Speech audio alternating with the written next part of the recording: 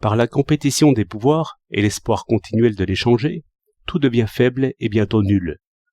Car le législatif ménage trop la place d'exécution qu'il vise et l'exécutif ne fait que mourir lentement par les concessions qu'on lui arrache. Cela a éclaté dans les démocraties sans expérience, et, même chez nous, on parle de plein pouvoir, ce qui n'est effrayant qu'à ceux qui ne sont point dignes de la liberté. Plus le pouvoir est fort, plus l'opinion aussi est forte. Mais il faut qu'elle soit, et le pouvoir faible, au contraire, ne donne influence qu'à ceux qui n'ont pas d'opinion. Car les occasions d'obtenir sont ce qui émiettent le vouloir. C'est en cela que les partis sont mauvais, car ils déchirent le pouvoir et n'en ont chacun que des lambeaux. Nous avons évité ce péril par un brassage des partis qui remet le citoyen dans la position de juger. C'est alors que chacun opine de sa place et sans prendre conseil. Nous ne sommes pas si loin de cet ordre dispersé. Les propos sont libres, et 2 gendarmes gouvernent le canton. La division du temporel et du spirituel est ainsi toute naïve. La fausse idée de la démocratie est que le peuple gouverne. Mais aussi ce n'est pas, comme on dit, une erreur de la démocratie. C'est une erreur sur la démocratie.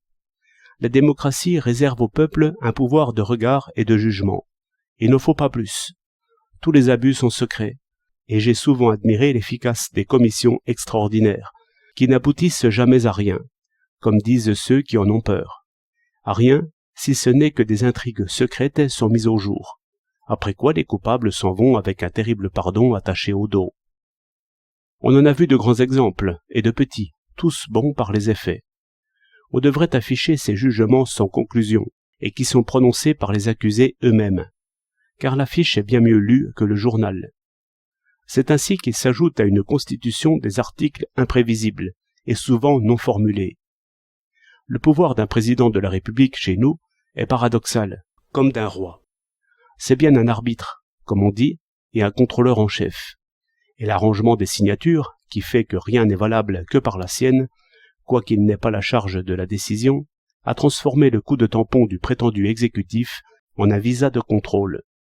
On pourrait dire, sans forcer les choses, que notre président est bien plutôt le premier des citoyens que le premier des ministres. Et le veto sera toujours son attribut principal, comme il est à quelques degrés celui du moindre citoyen. La séparation du temporel et du spirituel remonte jusque là-haut, en dépit des textes. Hegel disait qu'une constitution réelle n'est l'œuvre de personne, mais que c'est l'esprit même d'un peuple. Quand on dit qu'un écrivain a du style, on veut dire que son véritable esprit remonte dans l'expression, et même malgré lui. Je conclus que notre politique a du style.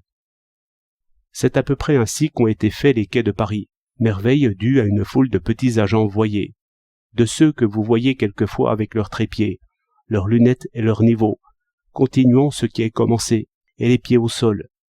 Je vois dans Saint-Simon que Louis XIV était servi par un bon nombre de bourgeois qui n'étaient rien, qui ne pouvaient rien, qui simplement s'en allaient, en Hollande, en Pologne, en Italie, où ils avaient des affaires et des amis, et qui rapportaient ce qu'ils avaient vu ou entendu, tout à fait libres, comme on le comprend aisément, par ceci qu'ils n'avaient pas à décider.